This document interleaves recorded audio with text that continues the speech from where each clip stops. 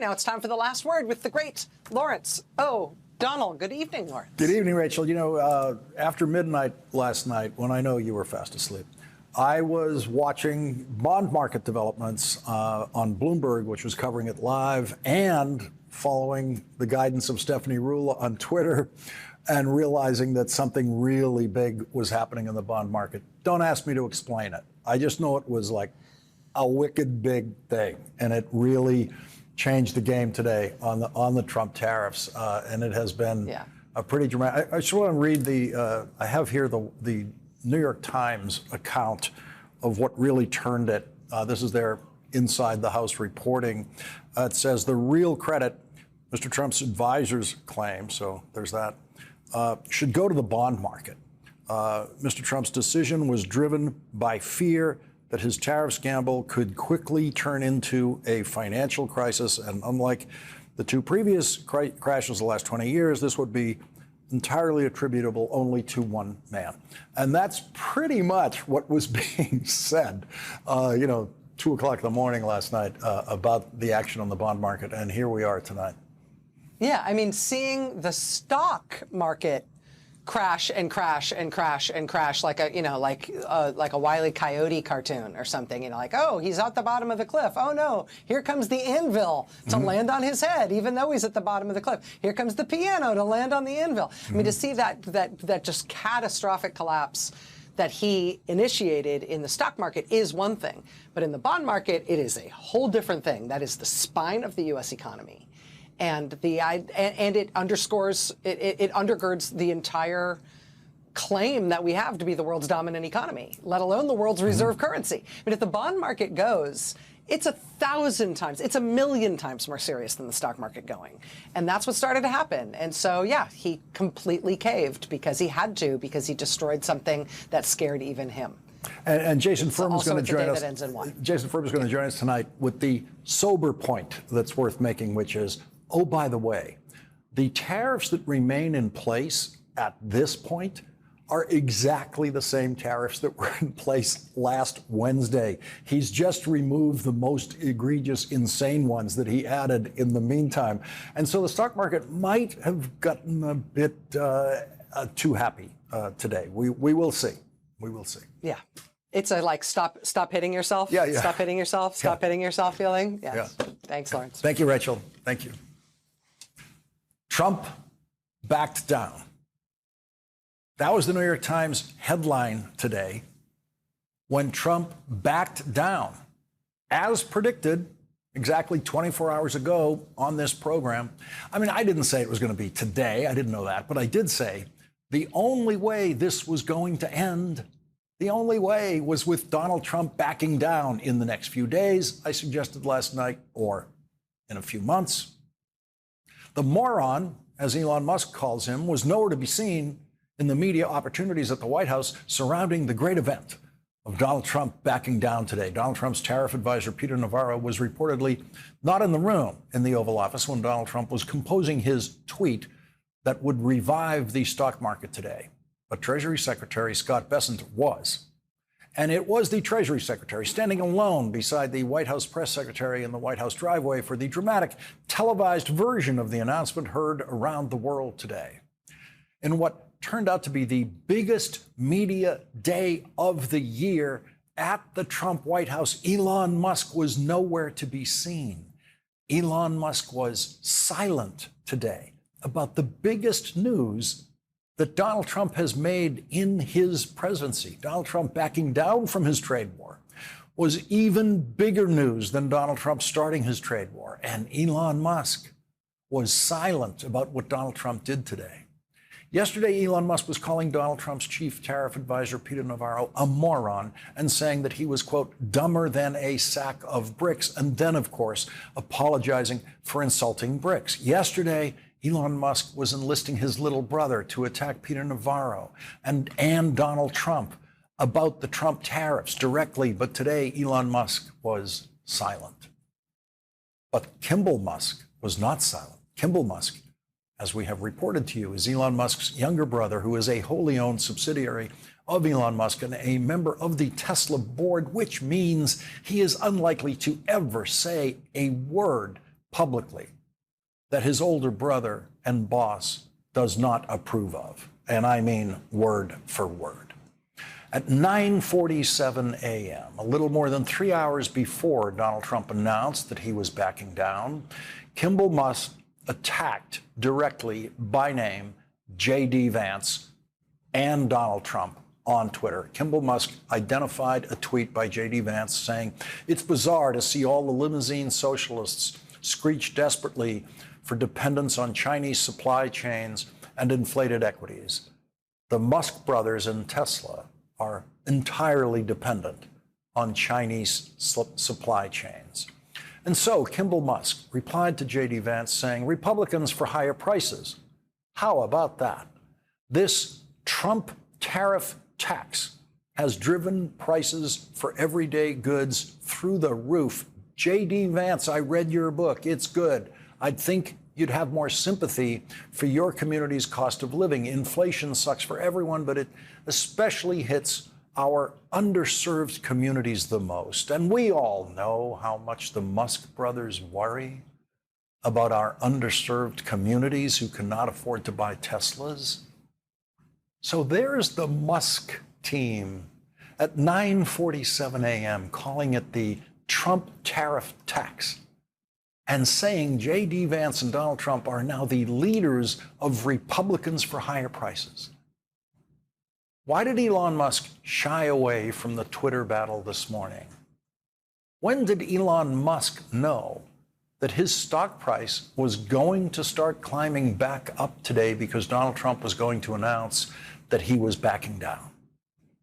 The potential for insider trading on that information today was unlimited. Donald Trump all but admitted that it was in the middle of the night last night that the bond market scare made him realize that his time was up. Was it the bond markets that persuaded you to reverse course? I was watching the bond market. The bond market is very tricky. I was watching it, but if you look at it now, it's beautiful. The bond market right now is beautiful. But yeah, I saw last night where people were getting a little queasy. Of course, he doesn't actually understand the bond market. They weren't getting a little queasy. It was panic, justifiable panic. And the president's morning TV diet didn't help. Did you speak with anyone, Jamie Dimon? Did you speak with anyone? Well, I watched Jamie Dimon on Maria Bartiromo's show this morning, and he was very good. Here is what Donald Trump heard the head of J.P. Morgan Chase, Jamie Dimon, tell him this morning about what was coming if he didn't back down. How significant would you expect that? Do you personally expect a recession? I am going to defer to my economists at this point, but I think probably that's a likely outcome. Mm-hmm. No. Because markets, I mean, when you see a 2,000 point decline, it sort of feeds on itself, doesn't it? Because it makes you feel like you're losing money in your 401k, you're losing money in your pension. So imagine Donald Trump with all those White House breakfast pastries spread out in front of him, watching Jamie Dimon and Maria Bartiromo agree that a recession is coming thanks entirely to Donald Trump. The Trump recession had already had a name. As much as Donald Trump loves naming everything after himself, that's the one thing he never wanted named after him, the next recession. But the chances of a recession are still high because after Donald Trump backed down, Goldman Sachs reduced the chances of a recession from 65% down to 45%, which is still dangerously high and much higher than it was on Donald Trump's inauguration day, when exactly no one was predicting a recession was even possible, thanks to the Biden economy that Donald Trump inherited and lied about today. Joe Biden handed us over a country that was in very serious trouble economically. Joe Biden handed him the greatest economy any president has ever handed another president. The stock market crash created by Donald Trump could only be reversed by Donald Trump backing down. Donald Trump has twice now proved beyond a reasonable doubt, including today, that the stock market crash was all about him. The first time he proved it was Monday, when CNBC reported on a rumor floated on Twitter that Donald Trump was considering a 90-day pause in his worldwide tariff madness. We showed you how that drama unfolded on CNBC in real time on Monday for about 20 minutes. When the stock market believed that rumor, the stock market just shot straight up. And then CNBC's reliable White House reporter, Eamon Javers, reported that the White House press secretary denied that rumor, and that denial then sank the stock market immediately once again. 2 days later, with the stock market in more danger than ever after a terrifying turn of events in the bond market overnight, Donald Trump announced on Twitter that he was backing down. He announced his 90-day pause that we all know is a forever pause. If you were awake after midnight last night watching Bloomberg's live coverage of what was happening in the bond market overnight around the world, you saw some very dark predictions for what was to come in the stock market today. We know Donald Trump, the admitted insomniac, was awake after midnight when the bond market was crashing. He was probably on the phone with his Treasury Secretary then, who was surely advising him that it was time to give up and back down. And so probably from the approximately midnight last night until 1:18 p.m. today, when Donald Trump announced that he was backing down, Donald Trump, and who knows how many other people in and around the White House, knew that Donald Trump was going to back down. That means they were in possession of the most valuable investment inside information in the world. And that is why some senators were wondering today just how much insider trading might have been going on in and around the Trump White House before Donald Trump made his announcement that sent the stock market skyrocketing back up, but not all the way back up to where it was before Donald Trump started his economic death march of the last 7 days. Absolutely. I'm writing to the White House to demand who knew in advance that the president was going to once again flip-flop on tariffs, and are people cashing in? There is just all too much opportunity for people in the White House and the administration to be insider trading, and you can't put it past them for a minute. So we're going to try to find out. This administration is replete with grifters. Corruption is its middle name. And I have no doubt that a investigation of stock dealing, as well as potentially other investments, is going to reveal deep corruption in this administration. Insider trading is a real threat here, and I hope there will be a searching, penetrating investigation into the potential for manipulation and insider trading of securities. In the war of Donald Trump versus the world, Donald Trump lasted much longer than I thought he would at the beginning of his war. He lasted almost a full 7 days. I didn't expect Donald Trump to keep fighting his war after 1 day of the stock market crashing. I didn't think Donald Trump was crazy enough to accept even 1 full day of the stock market crashing, but I was wrong about that.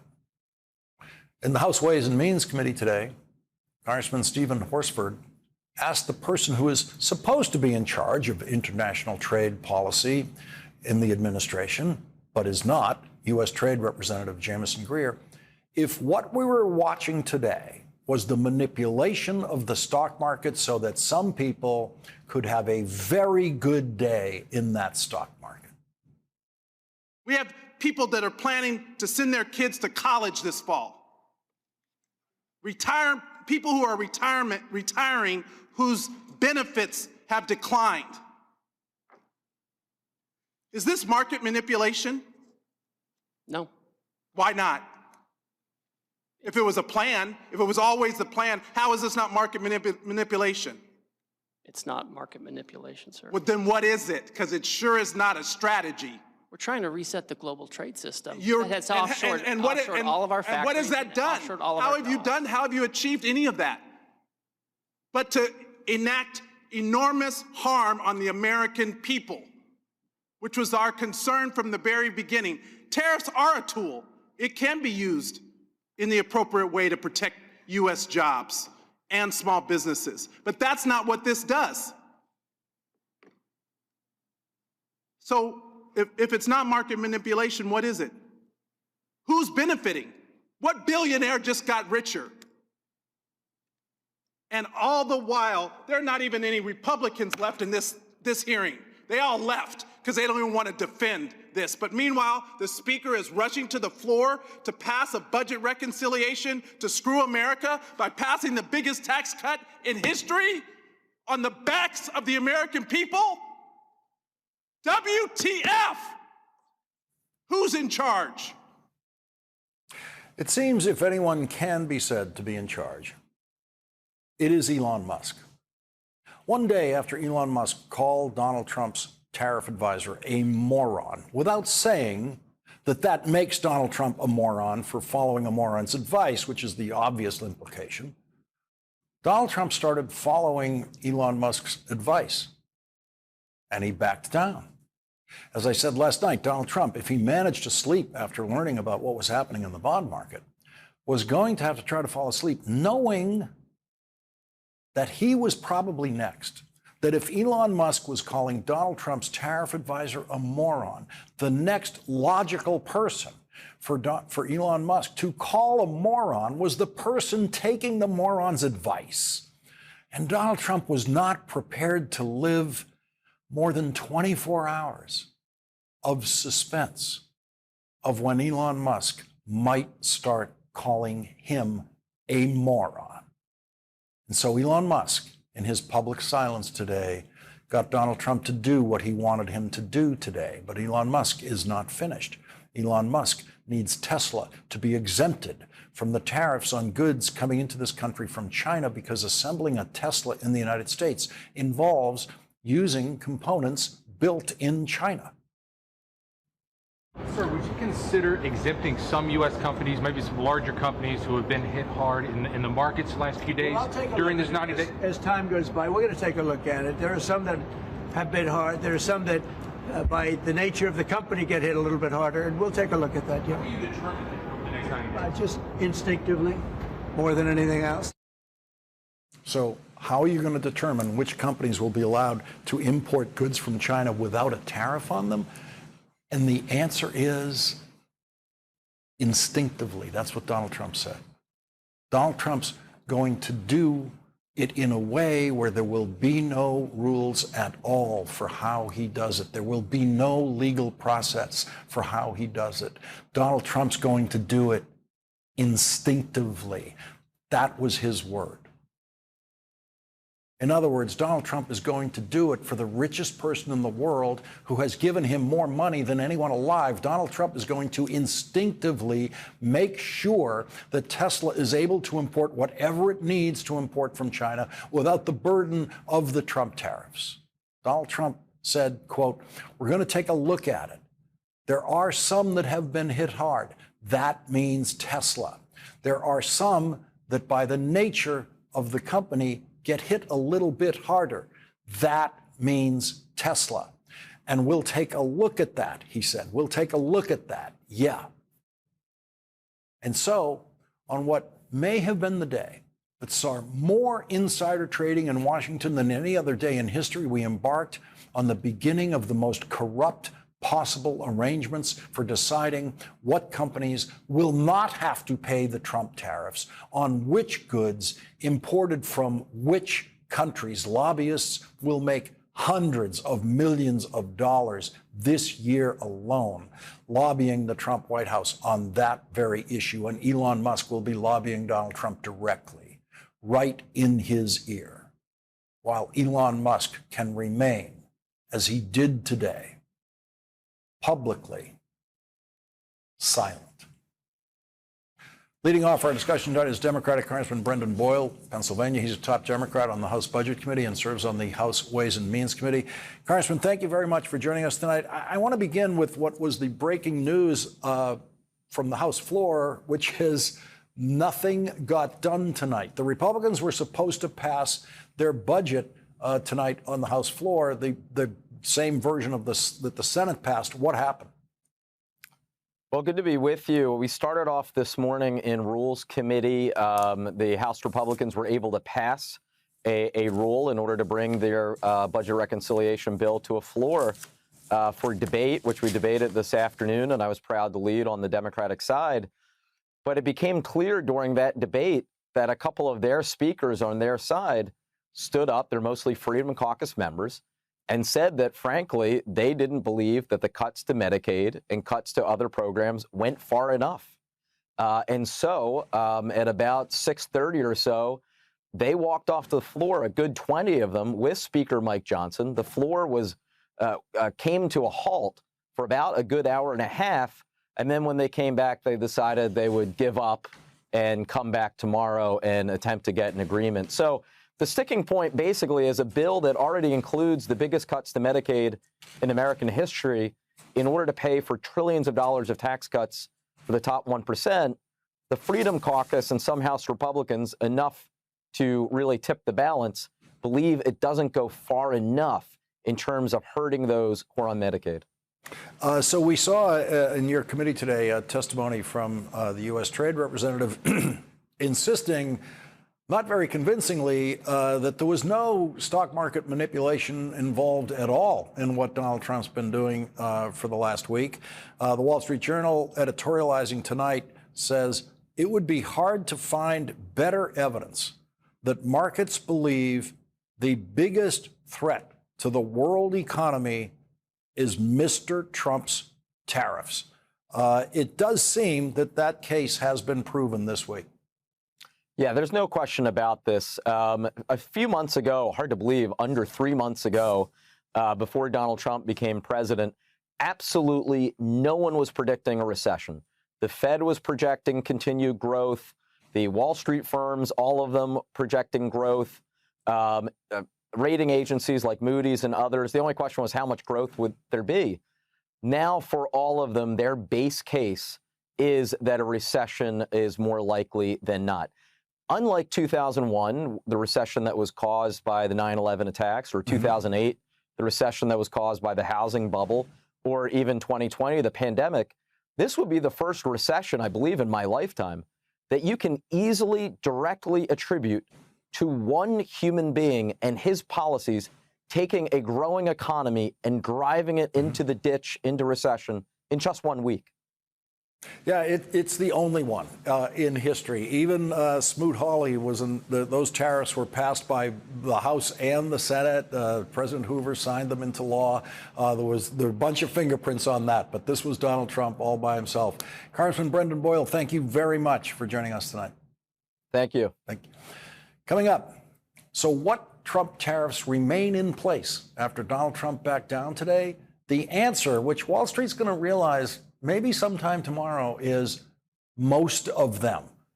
Harvard economist Jason Furman will explain what Wall Street is going to soon discover remains in the Trump tariff package. Professor Furman was President Obama's chief of the Council of Economic Advisors, and he'll join us next.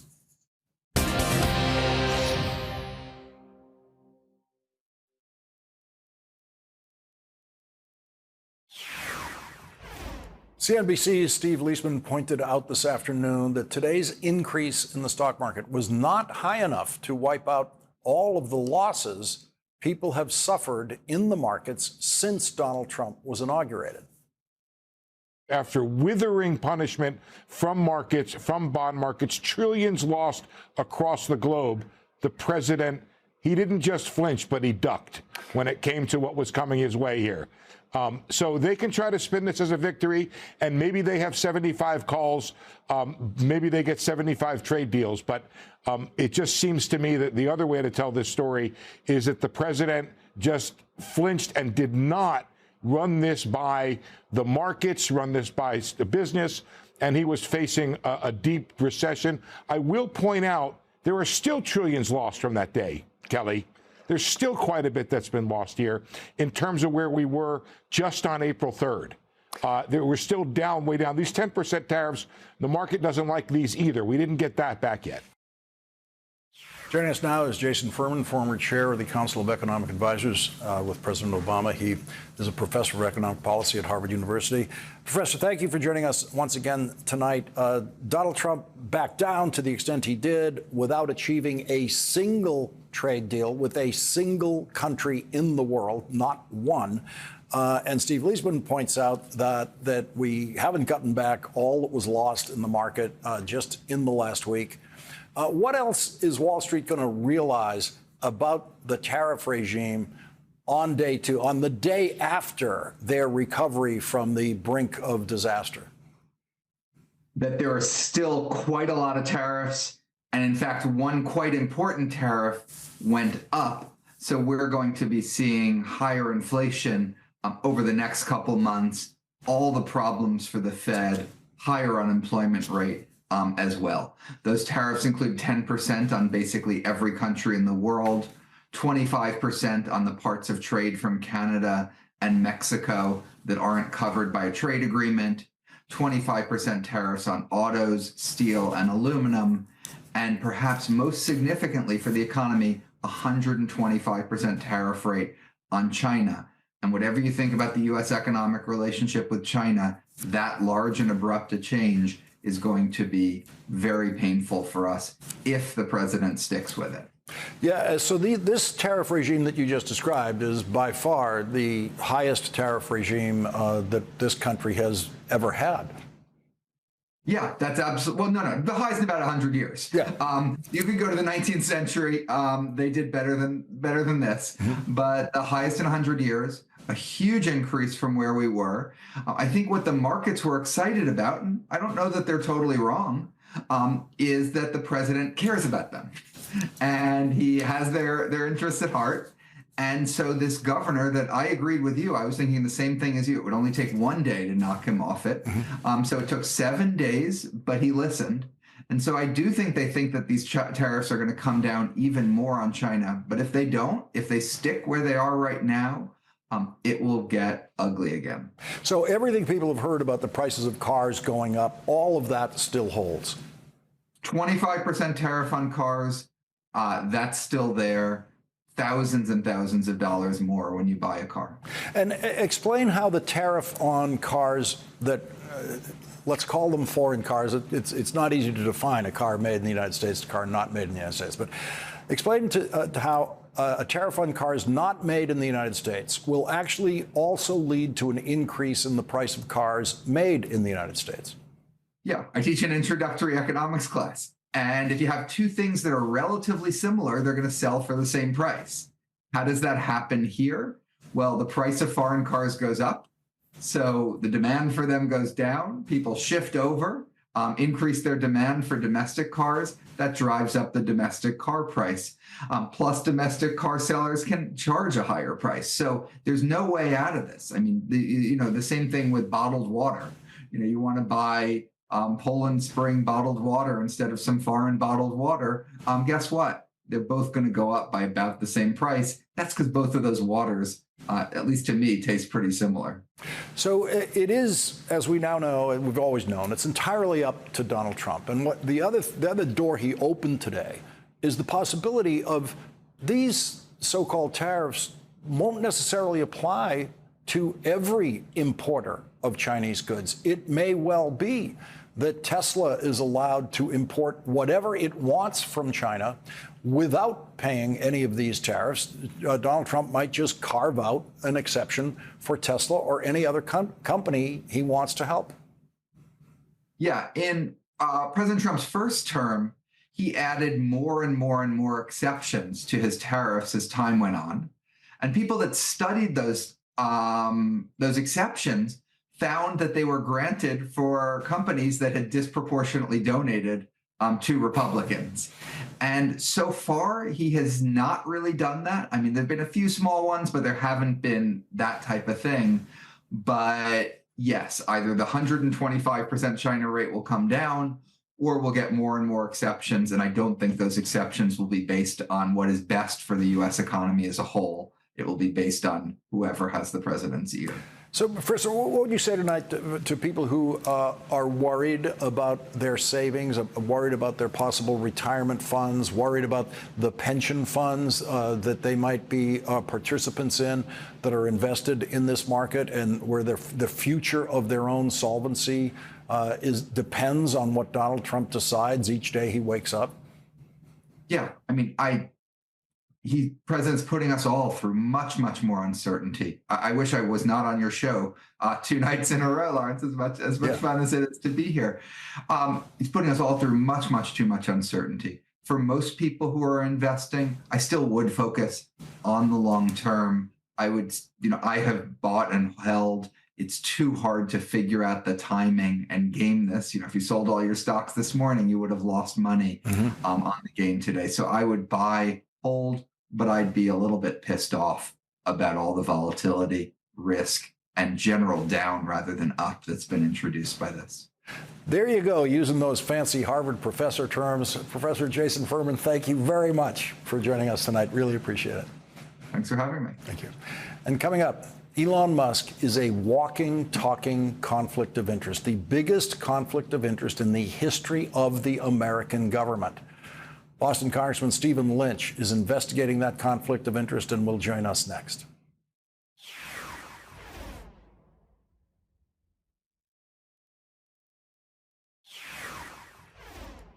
Just this week, we have seen as Elon Musk is on his exit out of the federal government, he has secured billions of dollars in new contracts across the federal government. Conflict of interest? Yes, absolutely. It appears that he has recently secured contracts and promises for contracts at the Department of Defense. That was Democratic Representative Melanie Stansbury of New Mexico, who joined us on this program last night when we were reporting on Elon Musk's federal contracts and potential conflicts of interest that were issues in that hearing yesterday at the House Oversight Committee on Government Efficiency. Elon Musk's contracts have been reported by the New York Times, the Washington Post, the Daily Beast, and many others. In a letter to the Department of Defense, Congressman Stephen Lynch, a member of the committee, writes, quote, as of February 2025, Mr. Musk and his companies have received a combined total of at least $38 billion in contracts, loans, subsidies, and tax credits from the federal government and state governments. In fact, Mr. Musk's businesses have been more reliant on government funds than many of his competitors. Mr. Musk's businesses, which span various industries, including the transportation, health, telecommunications, and defense sectors, are also subject to the regulatory jurisdiction of numerous federal agencies, including the Department of Justice and the Department of Transportation, and several of his companies are presently under federal investigation for safety, labor, or other serious violations. Elon Musk's companies have been receiving defense contracts even before he joined the Trump administration. Congressman Lynch writes, quote, Mr. Musk's space exploration company, SpaceX, its affiliated satellite internet service Starlink, and Mr. Musk's car company, Tesla, have enjoyed $13.5 billion in federal benefits from the Department of Defense since 2003. This includes at least $9.5 billion in direct contract funds Mr. Musk's companies have received from the Department of Defense. Congressman Stephen Lynch and the Democrats on the House Oversight Committee are also focusing on other Trump administration officials. Today, the Democrats introduced a resolution of inquiry to investigate the Trump administration's illegal use of a chat room app that anyone can download on their phones to discuss national security duties that included a journalist and included war plans. The resolution would require that the Trump administration provide documents, communications, and information regarding the Trump administration's plan to preserve official communications in compliance with federal record-keeping requirements. The use of Signal, Gmail, and other electronic communication platforms on personal and government phones to conduct official business, plans, procedures, guidance, or practices to ensure that official business conducted on messaging platforms like Signal are preserved. And joining us now is Democratic Congressman Stephen Lynch of Massachusetts. He's a member of the House Oversight Committee. Congressman Lynch, thank you very much for joining us tonight. What do you see in the pattern of what could be conflict of interest involving Elon Musk? Good to be with you, Lawrence. First of all, one of the challenges for Gerry Conley and I in trying to get this information, Jerry's the ranking member on the subcommittee, on the full committee, excuse me, is that when Trump came in, he immediately fired 17 of the inspectors general, who normally would be the cop on the beat to police conflicts of interest and ethics violations, things like that. So So that person is out. So the DOD, Bob Storch was the previous Inspector General for the Department of Defense. He's gone, and now we're dealing with General Counsel over there, who's in an acting position. But at every turn, you see Elon Musk's presence either gaining an advantage over his competitors in terms of DOD contracts, or actually working to undermine his competitors by removing personnel who are already at DOD and then inserting his own people. Sometimes people who come from his own company are going on the payroll for the Department of Defense, and they're going to make decisions with respect to outgoing contracts and ongoing contracts. So it's deeply troubling. There's clearly a severe conflict of interest here. And what we're trying to do, both Mr. Connolly and myself, is trying to get that information so that we can begin an earnest and formal investigation of Mr. Musk, but also proceed to the floor on some of these matters and get them before committees, get people on the record. With respect to the Signal chat that you spoke of, where the highest level officials, Mike Waltz, National Security Advisor, the Secretary of Defense, the Director of the Office of National Intelligence, got on an unsecure platform and discussed imminent attack plans. We would like a formal resolution of inquiry to advance so that we can have a hearing on that. We'll bring in witnesses, and then within 14 days, if it's not given that attention, then it'll proceed to the floor for a House vote, a floor vote within 14 days. So we've begun that process. I give great credit to our ranking member, Jerry Connolly. He's put a lot of this in motion, and we have a great group of members in the House. Members who are brand new, members who have been there a while, like myself, that are working together to get this information. Congressman Stephen Lynch, thank you very much for joining us tonight. Thank you, Lawrence. And coming up, we now know how Democrats are going to run against Donald Trump's tariffs and Republican senators in next year's Senate elections. Wiley Nickel, North Carolina Democratic candidate for the United States Senate, will show us how when he joins us next.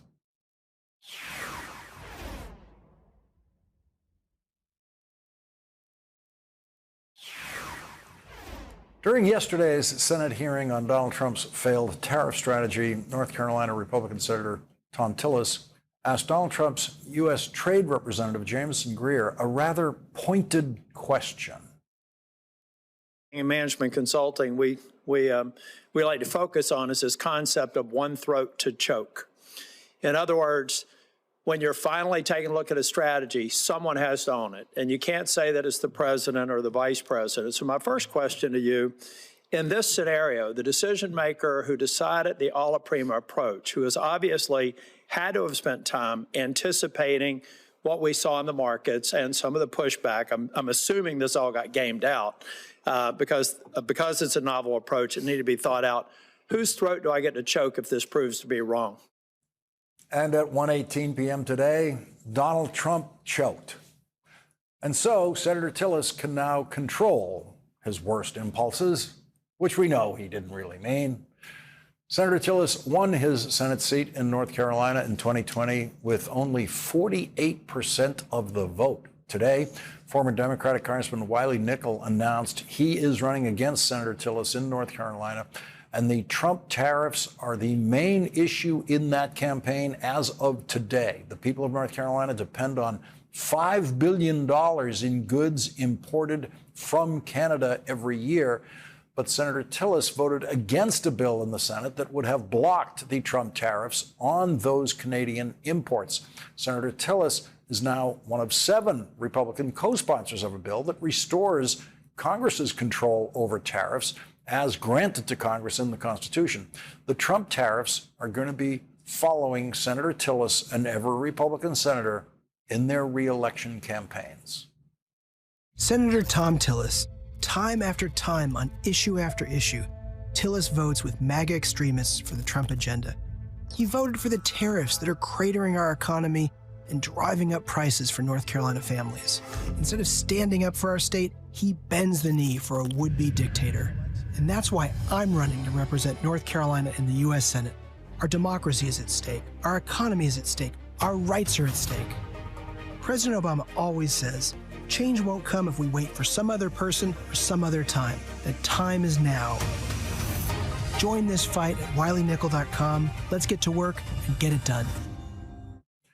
Joining us now is former Democratic Congressman Wiley Nickel of North Carolina. He's running for the United States Senate in North Carolina. What do you see in terms of the Trump tariffs and its impact on North Carolina? What are voters there seeing in the impact? This is just bad for North Carolina. We wanted to make this issue front and center in my campaign for the U.S. Senate. Thom Tillis is the most vulnerable Republican, and my concern are the families, the farmers, the seniors in North Carolina who are going to be hit incredibly hard by rising costs. Many of them have retirements that have been hit incredibly hard by these tariffs. They're bad for North Carolina. And as I said in that announcement video, Thom Tillis voted for these tariffs. So we've got a tremendous opportunity to make sure we send Thom Tillis packing. For those who are as angry as I am and want to make sure we get rid of Thom Tillis, they can join my campaign and learn more at wileynickel.com. We just had Harvard economist Jason Furman explaining to us that we are going to see inflation, even though Donald Trump pulled back only some of the tariffs today. We are going to see real inflation from this, and everything we were going to see in the increase in auto prices, we are still going to see. Imported cars, prices will go up. American manufactured cars, prices will go up. Used cars, prices will go up. Are North Carolina voters ready for that? You know, they are going to hit hard in North Carolina, and what we really need is we need a senator with a backbone, someone who's going to stand up to Donald Trump. And every time when the chips are down, Thom Tillis lays down. He has the leverage. He has been the deciding vote for so many of Donald Trump's horrible nominees, including Pete Hegseth. So that's really the issue that we see playing out. And this is an issue where we think we've got Republicans running scared. As you pointed out, Donald Trump is even running scared and pulled back some of these tariffs. But there's a whole bunch out there, and the effects are going to be really bad for our state. Wiley Nickel, candidate for Senate in North Carolina, thank you very much for joining us tonight. Thanks so much. We'll be right back.